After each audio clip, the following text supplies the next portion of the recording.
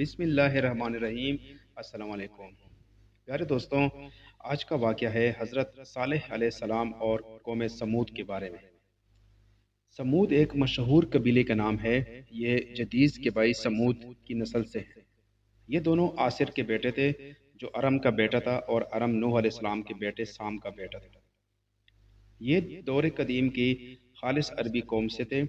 ان کی رہائش تبوک اور حجاز کے درمیان ہجر کے مقام پر تھی، جسے مدائن صالح بھی کہا جاتا ہے۔ یہ علاقہ خلیج عقبہ کے مشرق میں واقع شہر مدین کے جنوب مشرق میں واقع ہے۔ قوم سمود کے مکانات اس علاقے میں پہاڑوں میں صاف نظر آتے ہیں۔ رسول اکرم صلی اللہ علیہ وآلہ وسلم صحابہ کرام کے ہمراہ تبوک جاتے وقت اس مقام سے گزرے تھے۔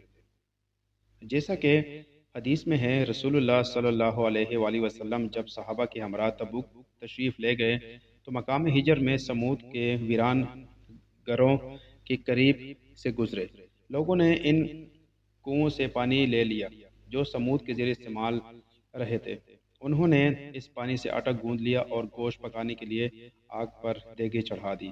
رسول اللہ صلی اللہ علیہ وآلہ وسلم نے حکم دیا تو دیگیں الٹ گئی اور آٹا اونٹوں کو کھلا دیا۔ پھر نبی صلی اللہ علیہ وآلہ وسلم صحابہ کرام کے ہمراہ وہاں سے روانہ ہو کر اس کنویں کے پاس جا ٹھہرے جہاں سے اونٹنی پانی پیا کرتی تھی۔ آپ نے ان لوگوں کے ویران گھروں میں داخل ہونے سے منع فرمایا جن پر اللہ کا عذاب نازل ہوا تھا، اور فرمایا میں ڈرتا ہوں کہ تم پر بھی ویسا عذاب نہ آ جائے جیسا ان پر آیا تھا، اس لیے ان کے علاقے میں داخل نہ ہوا کرو۔ بیان کیا جاتا ہے کہ اس قوم کے لوگوں کی عمریں بہت طویل تھی۔ آدمی مٹی سے گھر بناتا تو اس کی موت سے پہلے وہ گھر گر پڑتا۔ چنانچہ انہوں نے پہاڑ کھود کر گھر بنانے شروع کر دیے۔ اللہ تعالیٰ نے انہی میں سے ایک بندے کو نبوت کے منصب پر فائز کر کے ان کی طرف بھیجا۔ اس نبی کا نام صالح علیہ السلام تھا۔ صالح علیہ السلام نے قوم کو اس بات کی دعوت دی کہ اللہ کو کسی کے ساتھ شریک نہ کریں، بتوں سے کنارہ کشی کریں اور اللہ کے ساتھ کسی چیز کو شریک نہ بنائیں۔ کچھ لوگ ایمان لے آئے لیکن اکثر نے کفر کیا اور زبان و عمل سے انہیں اذیت دی۔ انہیں شہید کرنے کا پروگرام بنایا اور اس اونٹنی کو قتل کر دیا جسے اللہ تعالیٰ نے صالح علیہ السلام کی سچائی کی دلیل کے طور پر پیدا فرمایا تھا۔ چنانچہ اللہ تعالیٰ نے انہیں شدید گرفت میں لے لیا۔ اللہ تعالیٰ نے حضرت صالح علیہ السلام کی دعوت کا تذکرہ سورہ اعراف میں یوں بیان کیا ہے۔ ارشاد باری تعالیٰ ہے، اور قوم سمود کی طرف ان کے بھائی صالح کو بھیجا تو صالح نے کہا، اے میری قوم، اللہ ہی کی عبادت کرو، اس کے سوا تمہارا کوئی معبود نہیں۔ حضرت صالح علیہ السلام کی قوم اپنے ضد پر اڑی رہی اور دعوت توحید کو قبول کرنے کی بجائے اپنے نبی پر حملے شروع کر دیے۔ سمود نے بھی ہدایت کرنے والوں کو جھٹلایا اور کہا کہ بھلا ایک آدمی جو ہم ہی میں سے ہے اور ہم اس کی پیروی کریں، یوں ہو تو ہم گمراہی اور دیوانگی میں پڑ گئے۔ کیا ہم سب سے اسی پر وحی نازل ہوئی ہے؟ نہیں، بلکہ یہ جھوٹا خود پسند ہے۔ ان کو کل ہی معلوم ہو جائے گا کہ کون جھوٹا ہے اور کون سچا ہے۔ حضرت صالح علیہ السلام نے قوم کو دعوت حق دی لیکن وہ انکار پر انکار ہی کرتے رہے، بلکہ آپ کو جادو زدہ کہا اور یہ بھی کہا کہ اگر آپ اللہ تعالیٰ کے سچے رسول ہیں تو کوئی معجزہ یا نشانی پیش کرے۔ اللہ تعالیٰ نے ان کے اس مطالبے کا قرآن مجید میں یوں ذکر کیا ہے، وہ قوم سمود کہنے لگے کہ تم جادو زدہ ہو، تم اور کچھ نہیں ہماری ہی طرح کے آدمی ہو، سو اگر سچے ہو تو کوئی نشانی پیش کرو۔ صالح علیہ السلام نے کہا، دیکھو یہ اونٹنی ہے، ایک دن اس کے پینے کی باری ہے اور ایک معین روز تمہاری باری ہے، اور اس کو کوئی تکلیف نہ دینا، نہیں تو تم کو سخت عذاب آ پکڑے گا۔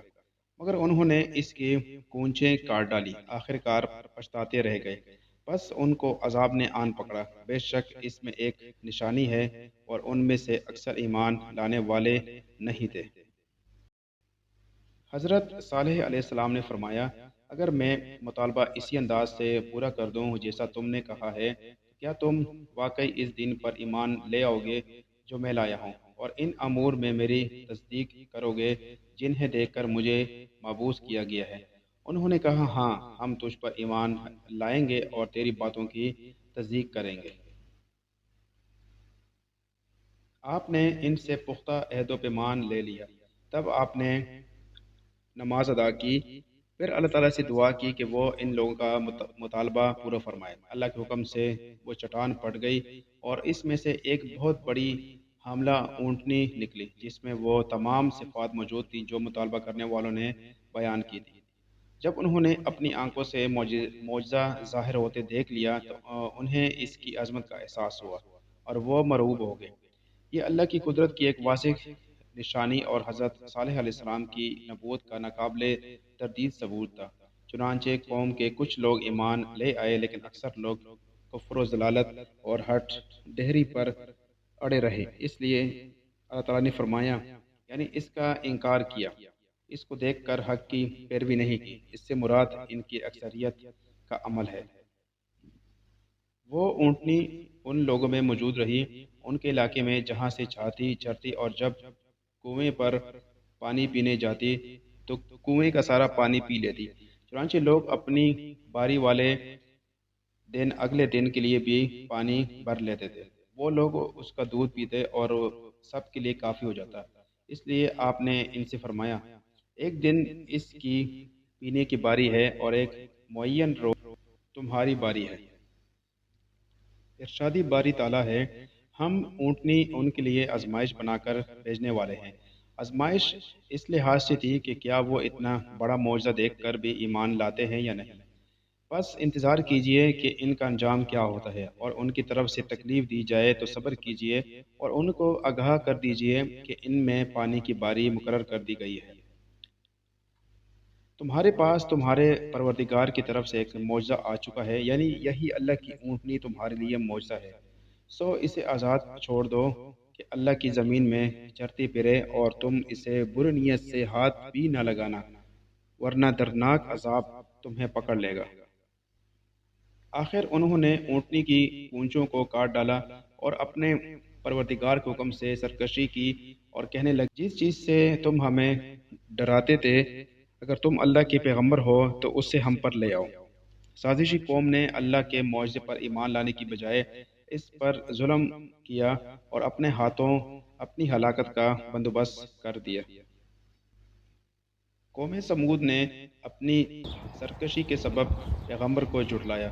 جب ان میں سے ایک نہایت بدبخت اٹھا تو اللہ کے پیغمبر صالح نے ان سے کہا کہ اللہ کی اونٹنی اور اس کے پینے کی باری سے ڈرو اور احتیاط کرو، مگر انہوں نے پیغمبر کو جھٹلایا اور اونٹنی کی پونچھیں کاٹ دیں۔ پھر اللہ نے ان کے گناہ کے سبب ان پر عذاب نازل کیا اور سب کو ہلاک کر کے برابر کر دیا۔ ایک شخص نے اونٹنی کو قتل کرنے کی ذمہ داری اٹھائی۔ وہ سرخ فام اور نیلی آنکھوں والا تھا۔ یہ بھی کہا جاتا ہے کہ وہ صالح کی بیوی سے ناجائز تعلق کے نتیجے میں پیدا ہوا۔ اس نے سب لوگوں کے متفقہ فیصلے کے نتیجے میں اونٹنی کو قتل کیا تھا، اس لیے اس کام کی نسبت ان سب کی طرف سے کی گئی ہے۔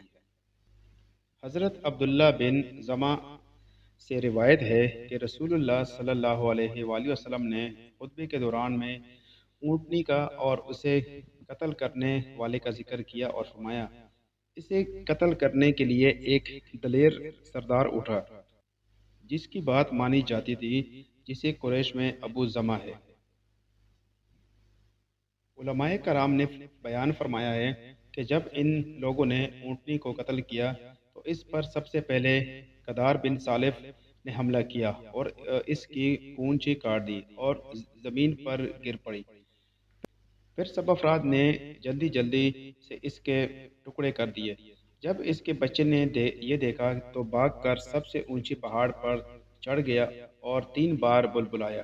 اس لیے حضرت صالح علیہ السلام نے فرمایا، اپنے گھروں میں 3 دن اور فائدہ اٹھا لو، یعنی انہیں اس دن کے علاوہ 3 دن کی مہلت دی گئی۔ انہوں نے اس پر بھی اعتبار نہ کیا، بلکہ شام ہوئی تو انہوں نے پروگرام بنایا کہ حضرت صالح علیہ السلام کو بھی شہید کر دیا جائے۔ چنانچہ سب قسمیں کھا کر کہنے لگے، عہد کرو کہ ہم رات کو اس پر اور اس کے گھر والوں پر شبخون ماریں گے، یعنی ہم رات کو صالح علیہ السلام کے گھر میں گھس کر آپ کو اہل و عیال سمیت شہید کر دیں گے۔ پھر اگر آپ کے اقارب نے قصاص یا دیت کا مطالبہ کیا تو ہم مکر جائیں گے اور کہیں گے کہ ہم نے قتل نہیں کیا، اس لیے انہوں نے کہا۔ پھر اس کے وارث سے کہہ دیں گے کہ صالح علیہ السلام کے گھر والوں کے موقع ہلاکت پر گئے ہی نہیں، اور ہم بالکل سچ کہتے ہیں۔ جب قوم نے موضع کا انکار کیا اور اللہ تعالیٰ کی نعمتوں کی ناشکری کی تو نتیجہ ان کی تباہی کی صورت میں نکلا، جسے اللہ تعالیٰ نے قرآن مجید میں بیان کیا ہے۔ ارشاد فرمایا، اور ہم نے نشانیاں بھیجی اس لیے موقوف کر دیں کہ اگلے لوگوں نے اس کی تکذیب کی تھی، اور ہم نے سمود کو اونٹنی کی نشانی دی تو انہوں نے اس پر ظلم کیا، اور ہم تو ڈرانے کے لیے ہی نشانیاں بھیجا کرتے ہیں۔ جن افراد نے حضرت صالح علیہ السلام کو شہید کرنے کی سازش تیار کی تھی، اللہ تعالیٰ نے ان پر اور ان کی قوم سے پہلے ہی عذاب نازل فرما دیا اور ان پر پتھر برسا کر کچل کر ڈالا اور تباہ کر دیا۔ جب مہلت کا پہلا دن یعنی جمعرات کا دن آیا تو ان کے چہرے زرد ہو گئے، جیسے صالح علیہ السلام نے فرمایا تھا۔ شام ہوئی تو انہوں نے کہا، مہلت کا ایک دن تو گزر گیا۔ جب دوسرے دن یعنی جمعے کی صبح ہوئی تو ان کے چہرے سرخ ہو گئے۔ شام ہوئی تو انہوں نے کہا، مہلت کے 2 دن گزر گئے۔ جب مہلت کا تیسرا دن آیا یعنی ہفتے کی صبح ہوئی تو ان کے چہرے سیاہ ہو گئے۔ شام ہوئی تو انہوں نے کہا، صالح کی کہی ہوئی مہلت تو ختم ہو گئی۔ جب اتوار کی صبح ہوئی تو انہوں نے خوشبو لگائی اور تیار ہو کر بیٹھ گئے اور انتظار کرنے لگے کہ دیکھیں کون سا عذاب آتا ہے۔ انہیں معلوم نہیں تھا کہ ان کے ساتھ کیا سلوک ہونے والا ہے اور ان پر کس طرف سے عذاب آنے والا ہے۔ جب سورج طلوع ہوا تو آسمان سے ایک شدید آواز آئی اور نیچے سے زلزلہ آ گیا، چنانچہ تمام افراد کی روحیں پرواز کر گئیں۔ وہ مر کر بے حس و حرکت اور خاموش ہو گئے۔ وہ اپنے گھروں میں جیسے بیٹھے تھے ویسے ہی بیٹھے کے بیٹھے رہ گئے۔ ان میں سے صرف ایک لونڈی زندہ بچ گئی جو چلنے پھرنے سے معذور تھی۔ اس کا نام کلہا بنت سلک تھا اور اسے ذریعہ بھی کہتے تھے۔ وہ پکی کافر تھی اور صالح علیہ السلام کی سخت دشمن تھی۔ جب اس نے عذاب دیکھا تو اسے چلنے کی طاقت مل گئی، چنانچہ وہ انتہائی تیزی سے بھاگی حتیٰ کہ عربوں کے ایک قبیلے کے پاس جا پہنچی۔ اس نے تمام چشم و دید واقعہ سنایا اور قوم پر آنے والے عذاب کی خبر دی۔ پھر پانی مانگا، جب اس نے پانی پیا تو وہ بھی مر گئی۔ اللہ تعالیٰ نے فرمایا، یوں محسوس ہوتا ہے کہ وہ کبھی یہاں بسے اور آباد ہی نہیں ہوئے، یعنی اس طرح فنا ہو گئے گویا کبھی تھے ہی نہیں۔ حضرت صالح علیہ السلام نے قوم کی تباہی و بربادی پر نہایت غم و حسرت کا اظہار فرمایا۔ اللہ تعالیٰ نے ان کی کیفیت کو یوں بیان کیا ہے، پھر صالح ان سے نا امید ہو کر پھرے اور کہے کہ اے میری قوم، میں نے تم کو اللہ کا پیغام پہنچا دیا اور تمہاری خیر خواہی کی، مگر تم ایسے ہو کہ خیر خواہوں کو دوست نہیں رکھتے۔ رسول اللہ صلی اللہ علیہ وآلہ وسلم نے فرمایا، قسم ہے اس ذات کی جس کے ہاتھ میں میری جان ہے، میری بات تم ان سے زیادہ نہیں سن رہے لیکن وہ جواب نہیں دے سکتے۔ بعض علماء نے فرمایا کہ اس واقعے کے بعد حضرت صالح علیہ السلام حرم شریف میں تشریف لے گئے اور وفات تک وہیں مقیم رہے۔ حضرت جابر رضی اللہ تعالیٰ عنہ سے روایت ہے کہ رسول اللہ صلی اللہ علیہ وآلہ وسلم جب مقام ہجر سے گزرے تو فرمایا، معجزات کا مطالبہ نہ کرو۔ صالح علیہ السلام کی قوم نے یہ مطالبہ کیا تھا تو وہ اونٹنی کی صورت میں ظاہر ہو گیا اور اس راہ سے پانی پینے آتی تھی اور اس راستے سے واپس جاتی تھی۔ انہوں نے اپنے رب کا حکم نہ مانتے ہوئے سرکشی کی اور اس کی کونچیں کاٹ دی۔ ایک دن وہ پانی پیتی تھی اور دوسرے دن وہ اس کا دودھ پیتے تھے۔ جب انہوں نے اسے مار ڈالا تو ان پر ایسی سخت چیخ کا عذاب آیا جس سے تمام لوگ ہلاک ہو گئے، صرف ایک آدمی بچا جو اس وقت حرم کی سرزمین میں تھا۔ صحابہ نے عرض کی، اللہ کے رسول وہ کون تھا؟ فرمایا، وہ ابو رغال تھا۔ جب وہ حرم کی حدود سے نکلا تو وہ بھی اسی عذاب کی لپیٹ میں آ گیا جو اس کی قوم پر آیا تھا۔